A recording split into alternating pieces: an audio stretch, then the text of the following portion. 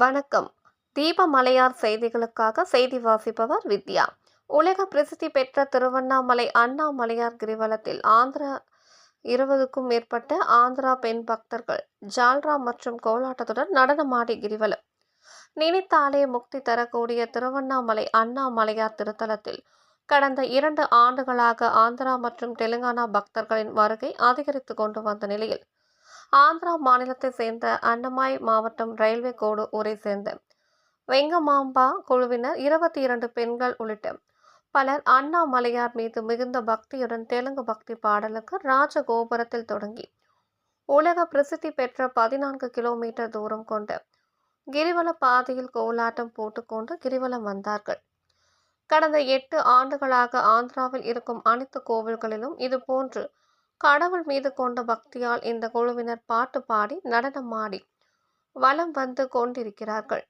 குறிப்பாக திருப்பதி ஏழுமலையான் கோவிலில் பிரம்மோற்சவத்தின் போது இந்த குழுவினர் நடனம் ஆடுவது குறிப்பிடத்தக்கது. திருவண்ணாமலையில் தற்போது இவர்கள் முதல் முறையாக அண்ணாமலையார் மீது கொண்ட பக்தியால் பக்தி பாடலுக்கு ஏற்ப கோலாட்டம் ஆடி கிரிவலம் வந்தார்கள். தேரடி வீதியில் உள்ள ராஜகோபுரம் முன்பு துவங்கிய இந்த நடன குழுவினரின் நடனம் 14 கிலோமீட்டர் தூரம் கொண்ட கிரிவலம் பாதை முழுவதும் நடனம் ஆடி விடியற்காலை அண்ணாமலையார் ஆலயம் வந்து அடைவார்கள் என்று கூறப்படுகிறது.